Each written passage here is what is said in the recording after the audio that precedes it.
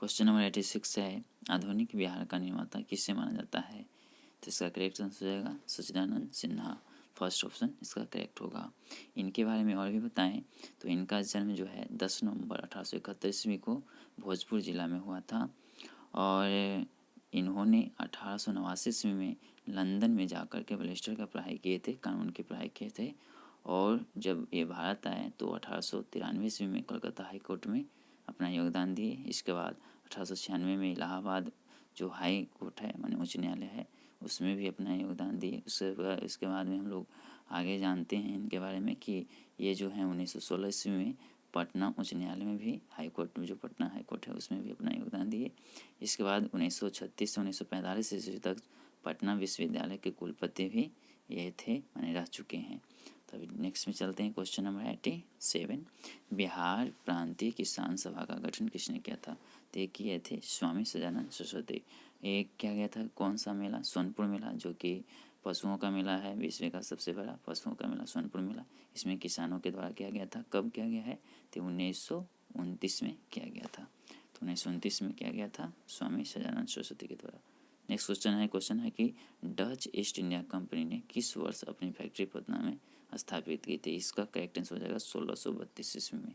और भारत में सर्वप्रथम कब किया गया है? तो 20 मार्च 1602 ईस्वी में भारत में डच जो ईस्ट इंडिया कंपनी है अपना कंपनी स्थापित की थी। और इसके बाद में पटना के जो उत्तरी इमारत है, पटना कॉलेज की जो उत्तरी इमारत है उसमें डच ईस्ट इंडिया कंपनी 1632 ईस्वी में अपनी कंपनी को स्थापित किया था। नेक्स्ट क्वेश्चन है क्वेश्चन नंबर 89 है 89। बिहार में स्वराज दल का गठन किसने किया था? तो स्वराज दल का जो गठन किया गया है श्री कृष्ण जी के द्वारा किया गया है जो कि बिहार में, और इसकी स्थापना जो किया गया है मोतीलाल नेहरू और चित्तरंजन दास जी के द्वारा किया गया था 1923 ईस्वी में किया गया था। नेक्स्ट क्वेश्चन में चलते हैं क्वेश्चन नंबर 90 है, अपने शिलालेखों में अशोक सामान्यतः किस नाम से जाने जाते हैं? तो प्रियदर्शी। प्रियदर्शी का मतलब होता है कि सभी का प्रिय, माने जितना भी इनको प्रजा था सभी का प्रिय थे। और एक और भी इनको माने कि एक और भी नाम इनको जो है जाना जाता है एक और भी नाम से जो शिलालेख के अनुसार ही है, देव नाम प्रिय। देव नाम प्रिय का मतलब होता है कि देवताओं का भी प्रिय, माने प्रजा के प्रिय के साथ साथ देवताओं का भी ये प्रिय जो है इनको माना जाता था। क्वेश्चन नंबर 91 है, इनमें से कौन गुप्त काल में औषधि के क्षेत्र में अपने कार्य के लिए जाने जाते हैं? तो इसका करेक्ट आंसर हो जाएगा फर्स्ट सुश्रुत। सुश्रुत जो थे इन्हें औषधि क्षेत्र में जो है अपने कार्य के लिए जाना जाता है। और नेक्स्ट में चलते हैं, और इन्होंने ही सुश्रुत संहिता का भी क्या किए थे?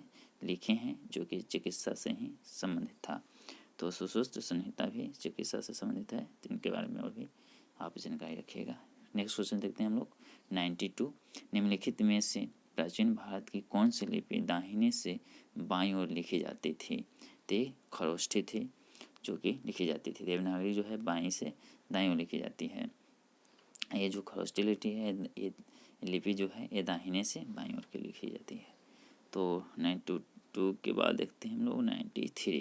क्वेश्चन नंबर 93 है, निम्नलिखित में से कौन सा बंदरगाह गुप्त काल में उत्तर भारतीय व्यापार के लिए उपयोग किया जाता था, माने कि उपयोग में लिया जाता था?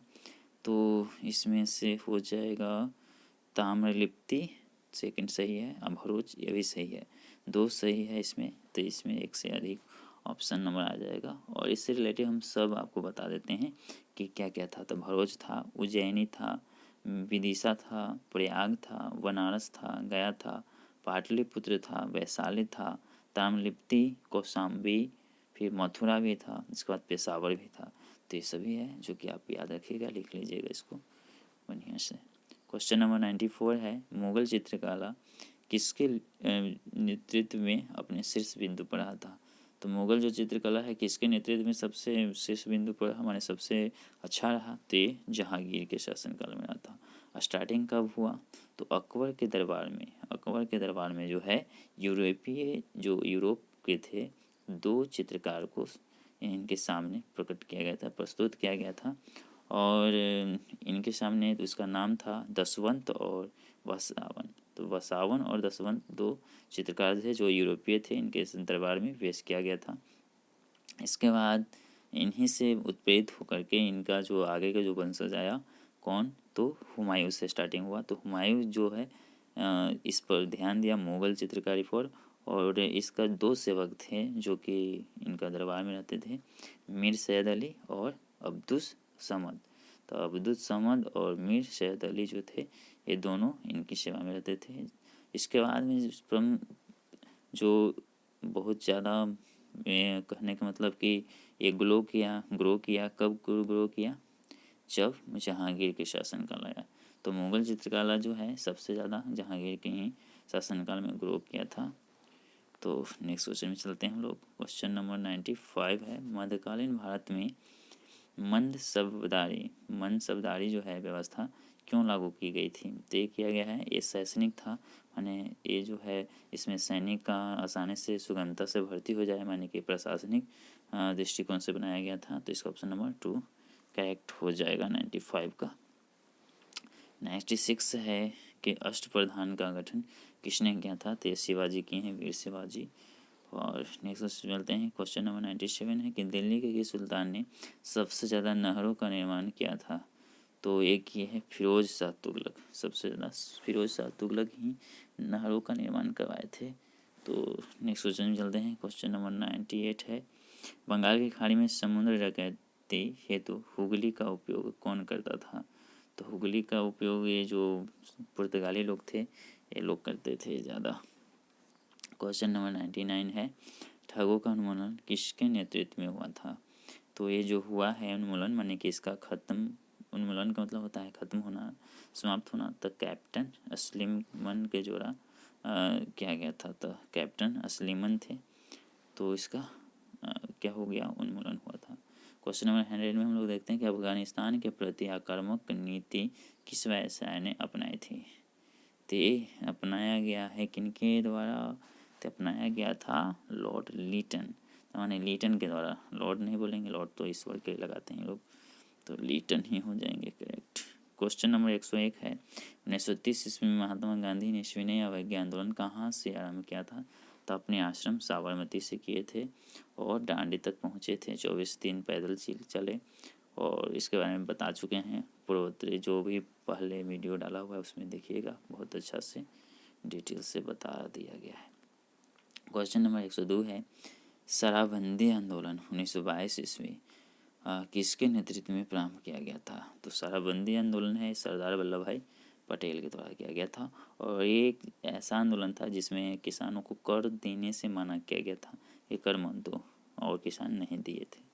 तो ये सरदार वल्लभ भाई पटेल जी के द्वारा चलाया गया था। क्वेश्चन नंबर 103 है कि भारत के विभाजन के समय भारतीय राष्ट्रीय कांग्रेस का अध्यक्ष कौन था? तो विभाजन के समय में जेपी कृपलानी थे, जो कि इसका अध्यक्ष थे कांग्रेस का। नेक्स्ट क्वेश्चन में चलते हैं। क्वेश्चन नंबर 104 हो जाएगा। वो जो समय था वो तो जान ही नहीं कि भारत का कब स्वतंत्र हुआ, 1947 का ही था, मानी उसी समय था। क्वेश्चन नंबर यहाँ पर हम लोग 104 में देखते हैं कि बिहार में 1857 के विद्रोह का नेतृत्व किसने किया था? तो वीर कुंवर सिंह किए थे। और नेक्स्ट क्वेश्चन में चलते हैं। क्वेश्चन नंबर 105 है कि असहयोग आंदोलन के दौरान बिहार में कृषकों का नेतृत्व किसने किया था? तो राजकुमार शुक्ल ही गए थे और गांधी जी को मना करके लाए थे, क्योंकि यहाँ पर नील की खेती कराई जा रही थी। इसके बारे में वीडियो पहले से अपलोड है, खोज लीजिएगा, पर से पूरा पढ़ लीजिएगा, प्ले लिस्ट भी है। निम्नलिखित में से कौन सा जिला सबसे अधिक घने पतझड़ वाले वन क्षेत्र से घिरा हुआ है? तो ये जो पतझड़ वाले यहाँ पर बोला जा रहा है, तो इसका आंसर है पश्चिम चंपारण, माने पश्चिमी चंपारण जो है ये पतझड़ वाले वन क्षेत्र से घिरा हुआ है, जो कि सबसे अधिक है।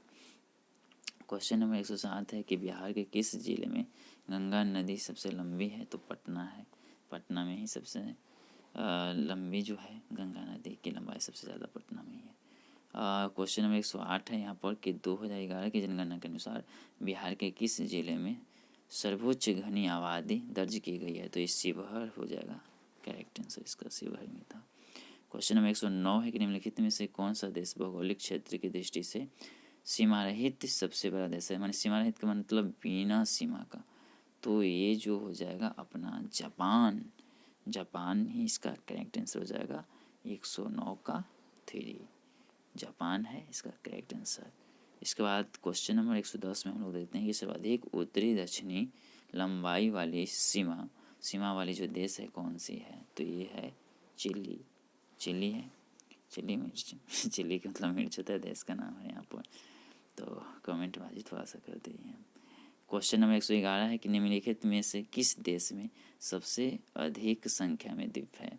तो इंडोनेशिया में सबसे ज़्यादा द्वीप है, इसके बाद फिलीपींस में है, इसके बाद मालदीव में है, इसके बाद क्यूबा में है। तो याद रखिएगा। क्वेश्चन नंबर 112 है निम्नलिखित में से कौन सा देश विश्व का सबसे अधिक केसर उत्पादन करने वाला देश है। तो ये सबसे ज़्यादा जो है केसर का उत्पादन ईरान ही करता है और सबसे ज़्यादा निर्यात भी ईरान ही करता है। जो ज़्यादा उत्पन्न करेगा वही तो ज़्यादा बेचेगा भी। तो निर्यात का मतलब होता है बेचना, तो बेचता है सबसे ज़्यादा ईरान ही, उपजाता भी है ईरान ही। तो इसका करेक्ट आंसर आपको बता दिए कि 112 का क्या होगा। तो ईरान करेक्ट आंसर है इसका। क्वेश्चन नंबर 113 है निम्नलिखित में से कौन सा देश विश्व का सबसे अधिक यूरेनियम उत्पादन करने वाला देश है। तो यूरेनियम सबसे ज़्यादा कौन सा देश जो है उत्पादन करता है, माने कि वहाँ निकलता है सबसे ज़्यादा यूरेनियम का भंडार है। तो इसका करेक्ट आंसर हो जाएगा कजाकिस्तान। कजाकिस्तान जो हो गया ये यूरेनियम का सबसे ज़्यादा उत्पादन करने वाला देश है। नेक्स्ट में चलते हैं हम लोग। क्वेश्चन नंबर है 114। तो 114 में हम लोग चलते हैं। तो यहाँ पर दिया गया है कन्याकुमारी से सटी पहाड़ियाँ हैं। तो ये कार्डेमम पहाड़ियाँ हैं, कार्डेमम पहाड़ियाँ जो है ये कन्याकुमारी से सटी हुई पहाड़ियाँ हैं। नेक्स्ट क्वेश्चन में चलते हैं। क्वेश्चन नंबर 115 है निम्नलिखित में से गंगा नदी घाटी का भाग कौन सी उपनदी है। तो उत्तरी कोयला नदी है। तो उत्तरी कोयल नदी जो है ये इसका भाग है और अन्य नहीं है। नेक्स्ट क्वेश्चन में चलते हैं। क्वेश्चन नंबर 116 है कि निम्नलिखित में से किस पहाड़ी पर चाय बागान नहीं है, माने चाय के बागान किस पहाड़ी पर नहीं है। तो कानन देवन पर है, नीलगिरी पर भी है, दार्जिलिंग पर भी है, गिरनार पर नहीं है क्योंकि गिरनार गुजरात में है और इस पे जो है जैन धर्म के मंदिरों की संख्या ज़्यादा है और शिलालेखों की संख्या ज़्यादा है। तो गिरनार जैन मंदिरों के लिए प्रसिद्ध है और शिलालेखों के लिए प्रसिद्ध है। दार्जिलिंग और नीलगिरी और कानन देवन ये जो हो गया ये चाय के बागान के लिए प्रसिद्ध है।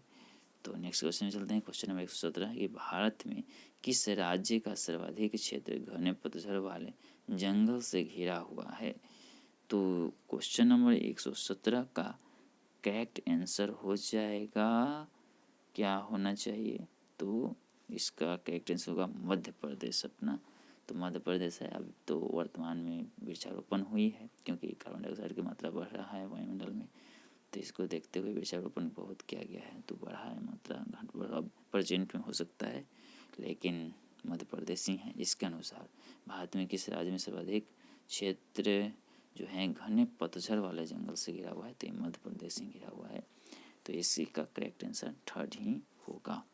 क्वेश्चन नंबर 118 में हम लोग देख लेते हैं निम्नलिखित में से किस क्षेत्र में प्रवाल भित्ति नहीं पाई जाती है। तो ये जो हो जाएगा कैम्बे की खाड़ी। तो कैम्बे की खाड़ी में प्रवाल भित्ति नहीं पाई जाती है। तो इसका करेक्ट आंसर फर्स्ट ही होगा।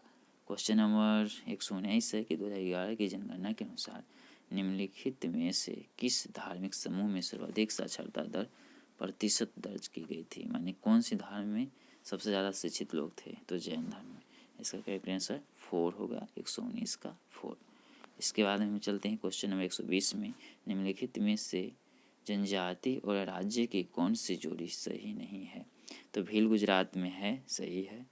गद्दी हिमालय जो प्रदेश है हिमाचल प्रदेश, तो उसमें है गद्दी हिमाचल प्रदेश में, सही है।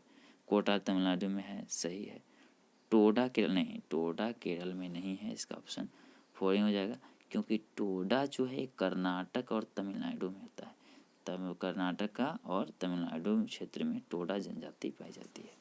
तो इसका ऑप्शन नंबर 4 ही हो जाएगा जो कि सही नहीं है। क्वेश्चन नंबर है 121 निम्नलिखित में से भारत का कौन सा औद्योगिक या आर्थिक गलियारा जापान के सहयोग से विकसित किया जा रहा है, माने ये 2019 के अनुसार ही है क्योंकि जो गलियारा विकसित किया जा रहा था। तो ये जो अपना करेक्ट आंसर होगा दिल्ली से मुंबई, दिल्ली मुंबई, ये जो है ये करेक्ट आंसर है। तो 121 का सी ही सही था उस टाइम 2019 के अनुसार है। निम्नलिखित में से कौन सा जिला धारवाड़ भूस्तरीय रचना वाला नहीं है? तो धारवाड़ अंग से र लिखा, अंग वाला र लिखा है, धारवाड़ भूस्तरीय, हाँ ठीक है। तो ये जो हो जाएगा इसमें रोहतास होना चाहिए, करेक्ट आंसर हो जाएगा 122 का रोहतास। तो नेक्स्ट क्वेश्चन में चलते हैं। क्वेश्चन नंबर 123 से कि बिहार राज्य में गंगा के किनारे स्थित जिलों की संख्या है। तो जो गंगा की संख्या, गंगा नदी के किनारे कितना राज्य जो है, माने राज्य बिहार राज्य में कितना जिला है जो स्थित है, तो 12 इसका करेक्ट आंसर हो जाएगा। और बता दें इसके बारे में, तो जो बिहार है, ये बिहार गंगा नदी इसको बराबर में नहीं लेकिन असामान्य 2 भाग में बांटती है। तो उत्तरी में सबसे ज़्यादा है, उत्तरी में करीब करीब देखा जाए तो बहुत सारे राज्य जिला जो है उसमें आता है, और दक्षिणी में थोड़ा कम जिला की संख्या है। तो ये चीज़ हो गया। एक तरफ शायद 17 है, एक तरफ और कुछ है जो कि अभी कंफर्म हम नहीं हैं, तो बता देते हैं आपको। निम्नलिखित में से कौन सा वन्य जीव अभयारण्य बिहार के मुंगेर जिला में स्थित है? तो ये है भीम बांध। भीम बांध जो वन्यजीव अभयारण्य है वो बिहार के मुंगेर में स्थित है। नेक्स्ट क्वेश्चन चलते हैं। क्वेश्चन नंबर 125 है कि 2011 की जनगणना के अनुसार बिहार के किस जिले में सर्वोच्च जो है लिंग अनुपात माने लिंगानुपात दर्ज किया गया है? तो ये हो जाएगा गोपालगंज में, इसका करेक्ट आंसर है 2011 के अनुसार। बहुत सारा चीज़ जो है ये पूछा गया है जनसंख्या जनगणना के अनुसार भी, तो इस पर भी ध्यान आपको देना है। खैर इसके लिए अलग से हम वीडियो लाएंगे। क्वेश्चन नंबर 126 है कि निम्नलिखित में से कौन भूमि रिकॉर्ड अधिकारी, माने कि भूमि के बारे में लेखा जोखा रखने वाला, इसको पटवारी कहते हैं। नेक्स्ट क्वेश्चन में चलते हैं। क्वेश्चन नंबर 127 है कि निम्नलिखित विशेषताओं में से केंद्रीय शासन व्यवस्था के लिए कौन सी सही नहीं है? तो यहाँ पर पूछा जा रहा है कि कौन सा सही नहीं है। तो इसमें से त्वरित निर्णय, लचीलापन, फिर लचीलापन हो गया, बड़े देशों के लिए आदर्श हो गया, कानून की एकरूपता, तो इसमें से बहुत सारी चीज़ें हैं जो कि होगा। तो इसलिए इसका ऑप्शन एक से अधिक या इनमें से कोई नहीं होगा। तो ये होगा क्योंकि इसमें ज़्यादा दिया गया है। और कौन सा सही नहीं है, तो ये सब सही है जो ऊपर दिया गया है। क्वेश्चन नंबर 127 है कि समुदाय विकास कार्यक्रम का उद्देश्य क्या है? तो जो समुदाय विकास कार्यक्रम का जो उद्देश्य था ये क्या था? तो ये था शैक्षणिक सुविधाओं को सुलभ कराना, जीवन स्तर को बेहतर बनाना, राजनीतिक प्रशिक्षण, फिर योजना बनाने में गाँवों की सहायता, माने सभी था। तो इनमें से सभी का ऑप्शन हो जाएगा। क्वेश्चन नंबर 129 है कि आम आदमी पार्टी है। आम आदमी पार्टी राज्य पार्टी है क्योंकि राज्य में इसका अभी है, अभी राष्ट्रीय पार्टी नहीं हुआ है, राज्य पार्टी है। निम्नलिखित संवैधानिक उपचारों में से किसे पोस्टमार्टम भी कहा जाता है? माने पोस्टमार्टम माने जो पोस्टमार्टम होता है ना, जब कोई भी व्यक्ति डेड बॉडी होता है तो उसको पोस्टमार्टम किया जाता है, तो चीरफाड़। तो इसके बारे में तो ये जो हो गया संविधान के उपचारों के लिए किसे कहते हैं जो चीरफाड़ होता है? तो उत्प्रेषण इसको कहते हैं, उत्प्रेषण। यहाँ पर उत्प्रेषण लिख दिया है तो उत्प्रेषण कहा जाता है, इसको करेक्ट होगा। क्वेश्चन नंबर 131 हो जाएगी भारत में मतदान के लिए प्रयोग की जाने वाली मशीन माने वीवीपीएटी का संस्करण क्या है? तो इसका संस्करण जो था 2019 के अनुसार था, क्या था? M3 था। नेक्स्ट क्वेश्चन में देखते हैं। क्वेश्चन नंबर 132 से कि निम्नलिखित भारतीय राज्यों में से किसकी राज्य विधानसभा में सदस्यों की संख्या अधिकतम है? तो कौन सी राज्य, इसमें जो दिया गया ऑप्शन, इसमें से हिमाचल प्रदेश, मणिपुर, मेघालय और अरुणाचल प्रदेश। तो इसमें इसका करेक्ट आंसर होना चाहिए हिमाचल प्रदेश ही, जो हम फर्स्ट में बोले हैं, तो इसका हिमाचल प्रदेश होगा। क्वेश्चन नंबर 133 है कि भारत के वरीयता क्रम में निम्नलिखित में से कौन पहले आता है? तो यूपीएससी का अध्यक्ष चुनाव, जो मुख्य चुनाव आयुक्त होता है, न्यायालय महालय परीक्षक, उच्च न्यायालय का मुख्य न्यायाधीश, ये सभी एक ही वरीयता में आता है, जो कि स्थान इसका 9वां है। तो 9वां में सब आ जाता है, माने इसमें से कोई नहीं हो जाएगा कि जो पहले आएगा, तो ये हो जाएगा इनमें से कोई नहीं। क्वेश्चन नंबर 134 है कि सरकार की संसदीय व्यवस्था के विषय में निम्नलिखित में से कौन सा व्यक्त सही नहीं है, यानी कौन सा वाक्य जो है सही नहीं है इसमें। तो विधायिका न्यायपालिका के प्रति नहीं, जवाबदेही नहीं होता है। विधायिका कार्यपालिका के प्रति जवाबदेह है, नहीं, ये नहीं होगा। विधायिका एवं कार्यपालिका दोनों स्वतंत्र हैं, तो सही है। इसका ऑप्शन नंबर 3 ही सही हो जाएगा। क्वेश्चन नंबर 135 है कि निम्नलिखित में से किसका निर्माण पंचायती राज व्यवस्था के तहत हुआ है। तो ये हुआ है ग्राम पंचायत का। नेक्स्ट क्वेश्चन में हम लोग चलते हैं। क्वेश्चन नंबर है 136 जनगणना 2011 के अनुसार, माने 2011 के जनगणना के अनुसार बिहार में बाल लिंगानुपात था। तो यहाँ पर 935 इसका करेक्ट आंसर हो जाएगा 136 का। इसके बाद में चलते हैं क्वेश्चन नंबर 137 में।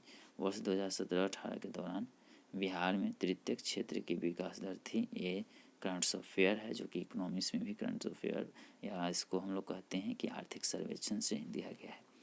तो इसका करेक्ट आंसर था 14.6 था, 40.6%। नेक्स्ट क्वेश्चन में 138 में देखते हैं, यह भी वही है।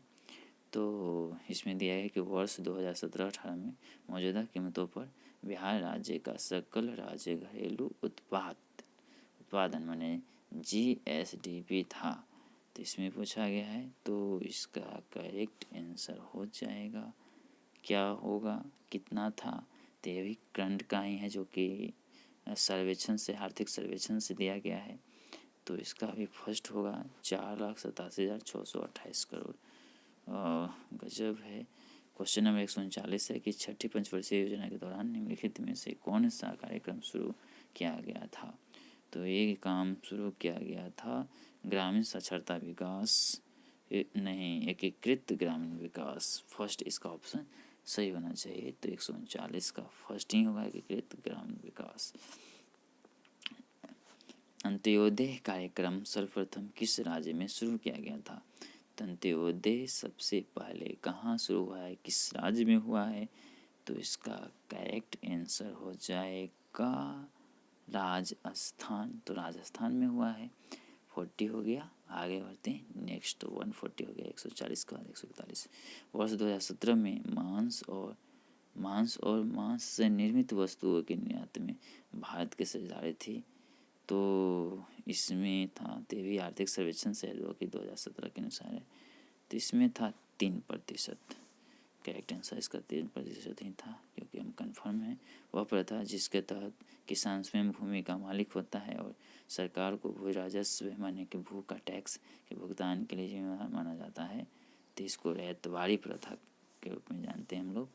क्वेश्चन नंबर है, यहाँ पर भी है आर्थिक सर्वेक्षण से, कि वित्तीय वर्ष 2018-19 में कुल विदेशी मुद्रा प्रारक्षित है। यहाँ पर लिखा है कि प्रारक्षित भंडार में है।